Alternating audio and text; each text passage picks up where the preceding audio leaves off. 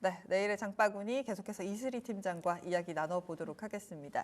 팀장님, 오늘 준비하신 이슈 뭘까요? 네, 이제 또 미국 대선에 상당히 좀 가려져 있는데 이제 앞으로 또 주목을 해보셔야 될 게 중국의 이제 전인대가 또 개최가 됩니다. 그래서 내일 이제 세부적인 어떤 부양책에 대해서 특히 이제 규모적인 부분에 있어서 가이던스가 발표가 좀 될 것으로 보이고 있기 때문에 오늘 장 막판에도 사실 이 중국 관련주들이 또 강하게 좀 반등이 나왔던 이런 모습들입니다. 그래서 내일은 이제 그 대선보다도 이제 중국 쪽에 조금 집중을 해보시면 좀 좋지 않을까라는 말씀드리겠고요. 네, 사실 이게 원래 저번 달에 이제 열렸어야 되는 부분인데 지금 대선 때문에 이게 지금 미뤄진 상황입니다. 그쵸. 그래서 결국에 중국에서도 누가 되는지 보고 결정을 좀 하겠다. 이렇게 조금 의미를 해석을 해볼 수가 있을 것 같은데 지금 결과가 이미 좀 나온 상황이잖아요. 이미 트럼프가 확실시 되고 있는 뭐 그런 상황이고 이변이 없다라고 한다면 그에 맞춘 어떤 그런 가이던스가 좀 나오지 않을까라고 보고 있습니다. 근데 사실 이 경기 부양책 얘기가 이번에 처음 나온 게 아니고 저번에도 한 차례 좀 나왔었던 부분이거든요.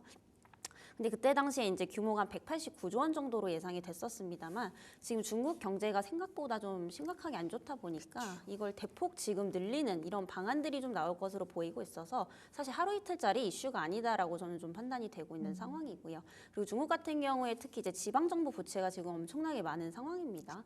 한국 돈으로 보면 거의 경단위가 넘어가는 상황인데 이게 지금 중국 전체 GDP의 절반을 차지하고 있다라고 보시면 될 것 같고요. 그래서 결국에 이런 부채에 대한 부분들을 빠르게 좀 해결을 해야 되는 부분이기 때문에 뭐 189조 원 갖고는 좀 택도 없지 않을까 이렇게 좀 보고 있는 상황입니다.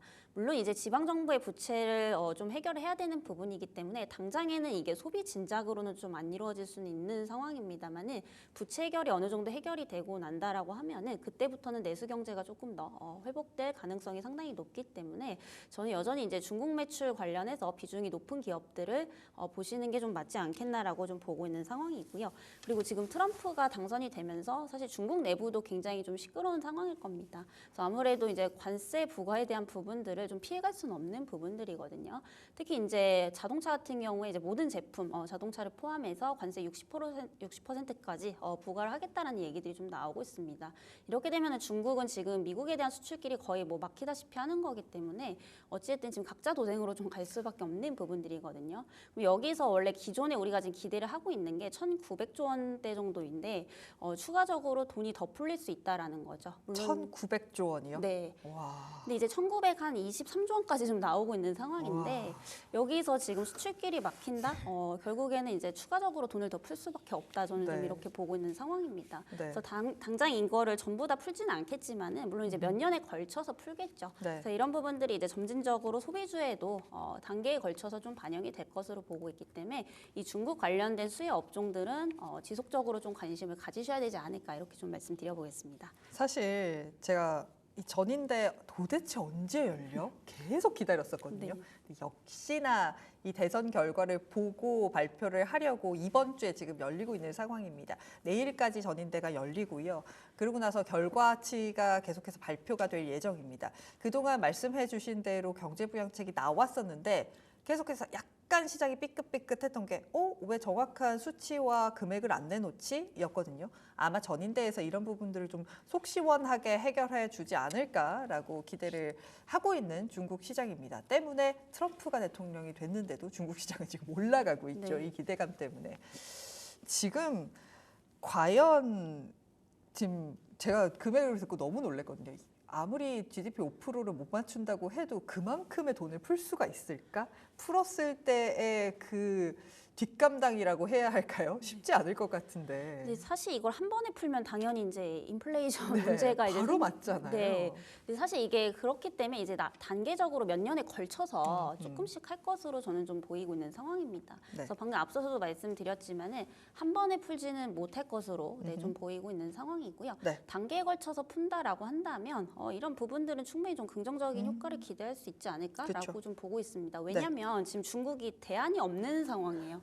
이제 부동산 맞아요. 문제도 좀 심각하고 결국에 이제 부채 문제를 빠르게 해결을 해야 되는데 지금 당장에서 할 수 있는 것은 결국에는 이제 돈을 푸는 것밖에는 없다라는 거죠. 그래서 이런 부분들이 저는 이제 당장에는 뭔가 뚜렷한 경계복으로 이어지지는 않겠지만은 이 부분만으로도 충분히 좀 기대감을 가져볼 수 있지 않을까 이렇게 좀 보고 있는 상황이고요. 네. 사실 주가들도 지금 관련주들 오늘 보면은 장 막판에 조금 강하게 반응들이 맞아요. 좀 나왔습니다. 그래서 이런 부분들을 본다면 충분히 좀 내일 한번 좀 기대를 해볼 수 있지 않을까라고 좀 보고 있는 상황입니다. 네, 그럼 섹터별로 좀 살펴보도록 하겠습니다.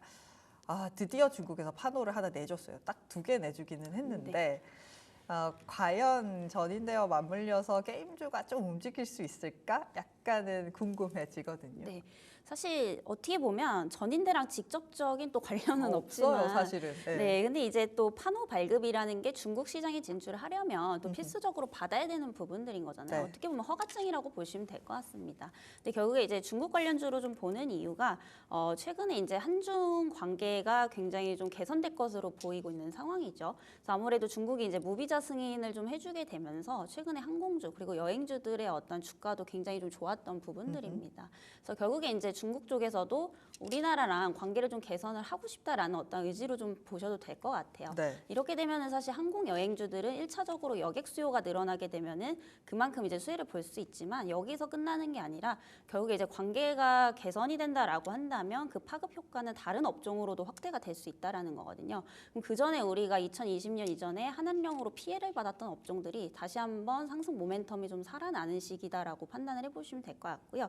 그게 대표적으로 이제 게임주가 지금 껴있다라고 보시면 될 것 같습니다. 그래서 게임주들 같은 경우에 그동안 하락의 이유가 뭐 신작 출시가 이제 부진했다 뭐 이 부분들도 있겠지만 중국 시장 진출길이 좀 막혔던 부분들도 있거든요. 근데 여기서 지금 악재가 어느 정도 좀 해소가 되는 시기이기 때문에 이거랑 같이 엮어서 좀 보셔도 좋지 않을까라는 말씀 드리겠고 대표적으로 이제 그 판호 발급 관련해서 이제 수혜를 볼 수 있는 게 위메이드 미르 모바일이 또 판호 발급을 받은 상황이고요. 이건 또 이제 트럼프 트레이딩으로서도 보셔도 좋을 것 같습니다. 워낙에 이제 코인 관련주로서 또 상승이 나오기 때문에 보시면 될 것 같고 또 그 전에 말씀드렸던 뭐 시프트업도 여전히 그 최대 주주가 또 텐센트이기 때문에 추후에 나오는 신작들 역시도 계속해서 판호 발급을 받을 가능성이 상당히 높다라고 보고 있습니다. 그리고 NC 소프트 역시도 이제 리니지 2 모바일에 대한 판호 발급도 지금 받은 상황이기 때문에 본격적인 어떤 중국 시장 진출에 대한 기대감들 이런 부분들 좀 기대를 해보셔도 좋을 것 같고요. 그리고 항공주도 방금 말씀드렸다시피 무비자 승인 관련해서 또 이제 중국 관련주 수혜주로서 좀 계속해서 보시면 좋을 것 같습니다. 그리고 앞으로 이제 합병 이슈에 대한 부분들 그리고 이제 대형항공사를 비롯해서 LCC 역시도 그런 메가 LCC가 좀 나올 것으로 보이고 있는 상황입니다. 그래서 결국에 합병 기대감은 지속적으로 좀 가져가 볼 수 있기 때문에 연말까지 지속적인 좀 관심을 가져보시면 좀 좋지 않을까라는 말씀 드리겠고요. 그리고 이제 화장품을 또 빼놓을 수가 없습니다. 네, 필수 소비재이기 때문에 특히 이제 중국 매출 비중이 높은 아모레퍼시픽 그리고 최근에 실적 굉장히 좀 좋게 나왔었죠. 그리고 추가적으로 이제 코스맥스 이렇게 보시면 될 것 같고요. 그리고 HL만도 역시 이제 필수 소비재는 아니지만 선택적 그 소비재죠. 그래서 자동차 쪽 특히 이제 부품을 공급을 하는 기업입니다. 근데 우리나라 부품 공급사 중에서 중국 매출이 가장 높기 때문에 또 관련주로 볼 수 있겠고 오늘 장 막판에도 이제 좀 들어올렸던 부분을 감안해 본다면 내일 어떠한 추가적인 좀 시세를 기대를 해볼 수 있지 않을까라는 말씀 드리겠습니다. 아주 짧게 하나만 여쭤보고 싶은 게 이 지금 무비자 승인 이야기 나오면서 엔터주도 움직였었거든요. 네. 조금 더 가능할까요? 엔터주도 같이 보셔야 될 것 같아요. 예. 사실 엮으려면 굉장히 많은 업종들이 있어서 제가 대표적인 것만 말씀드렸는데 사실 엔터주도 이제 무비자 승인 나오고 엄청나게 좀 강세가 나왔었거든요. 결국에 이제 그런 관련주로서 좀 보시면 될 것 같고 결국에 이제 관계 개선이 된다라고 한다면 그동안 또 우리나라 사람들이 중국에서 이제 그 콘서트라든지 공연을 좀 마음 놓고 못 했었던 네. 부분들이거든요. 근데 이걸 할 수 있게 된다라고 한다면 당연히 무비자 승인 관련해서 대표적인 또 수혜주로서 좀 볼 수 있지 않을까라고 보고 있고 네. 특히나 최근에 이제 하이브가 또 실적이 견조하게 좀 발표가 되면서 실적에 대한 우려감들도 좀 해소가 되고 있기 때문에 엔터주 역시도 좀 같이 묶어서 보시면 좀 좋을 것 같습니다. 네, 엔터주도 사실 제가 가능할까 싶었는데 최근 몇 년간 중국에서 이제 공연을 못 하고 있대요. 우리나라 아이돌들이 이런 기대감 좀 가져갈 수 있겠다라고 말씀을 해주셨습니다. 그렇다면 중국 전인대의 결과 발표를 앞두고 탑 핫픽으로 볼 수 있는 종목은 어떤 게 있을까요? 네, 저는 이제 코스맥스 이거 꼽아보도록 하겠고요. 네. 사실 이제 최근에 실적에 대한 부분들 어닝 쇼크가 좀 나오게 되면서 하락이 나왔습니다. 근데 이렇게 지금 화장품주들이 잘 가는데 얘만 못 갔던 이유가 명확한 게 이제 중국 부분이거든요. 아무래도 중국에 대한 매출 의존도가 조금 상당히 높다 보니까 최근에 중국 경기가 상당히 좀 부진하면서 코스맥스 역시도 이제 못 갔던 그런 상황이라고 보시면 될 것 같은데 이걸 역으로 생각해 보면 결국에 중국 경기 부진이 앞으로 소비 진작으로 좀 이어질 수 있다라고 한다면 다시금 이제 상승 모멘텀이 될 수 있다라고 저는 좀 판단이 되고 있는 상황이고요. 그리고 코스맥스 같은 경우에 이제 ODM 경쟁력에 있어서 중국 현지 내에서도 상당히 좀 우수한 편이라고 보시면 될 것 같습니다. 그래서 아무래도 최근에 브랜드사들 같은 경우에는 중국 사람들이 이제 또 자국 제품을 선호하다 보니까 잘 안 쓰는 상황이거든요. 그래서 아무래도 이제 아모레퍼시픽 같은 경우에 2020년 이전만 해도 중국에서 상당히 좀 잘 나갔었습니다만 최근에는 계속해서 좀 판매량 부진이 이어지고 있죠. 그래서 오히려 생산 개발을 담당하는 ODM 쪽을 좀 더 보시는 게 맞지 않나라는 말씀 드리겠고요. 이 코스맥스 같은 경우에 지금 이제 현지 중국 내에서 로컬 기업들과 또 이제 협력을 하고 있는 상황입니다. 그래서 중국에서 이제 가장 큰 기업이 이센이라고 좀 보시면 될 것 같은데 여기서 월 생산량이 한 3천만 개 정도 좀 나올 수 있다라고 해요. 근데 여기랑 지금 조인트 벤처를 맺고 있다라고 보시면 될 것 같고 추가적으로 이제 어떤 그런 화장품 경기 회복이 회복이 된다라고 한다면 주가의 어떤 프리미엄을 좀 더 반영할 수 있지 않을까라고 좀 보고 있는 상황입니다. 그래서 결국에는 이제 로컬 기업들과 협력을 맺고 있는 좀 기업들을 좀 보셔야 된다라는 관점에서 이 코스맥스를 조금 중점적으로 보시면 좋겠다라는 말씀 좀 드리겠고요. 다만 이제 11월 11일에 실적 발표를 할 것으로 보이고 있는데 이거는 조금 눈높이를 낮추시는 게 좀 좋을 것 같습니다. 아무래도 이제 중국 경기가 지금 3분기까지는 지속적으로 좀 안 좋은 이런 상황이기 때문에 전분기 대비해서는 영업이익이 조금 감소를 할 것으로 보이고 있는 상황이고요. 오히려 조금 하락이 나온다라고 한다면 저는 좀 저가 매수의 기회가 될 수 있다라고 보여지고 있습니다. 방금 전에도 말씀드렸지만 결국에 이제 부양책을 시행을 한다라고 해도 당장에는 반영이 안 될 거고 진짜 빨라야 이제 4분기고 그리고 내년 1분기입니다. 그래서 결국에는 이제 내년 실적에 대한 기대감을 좀 본다라는 그런 관점에서 좀 보시면 좋을 것 같고요.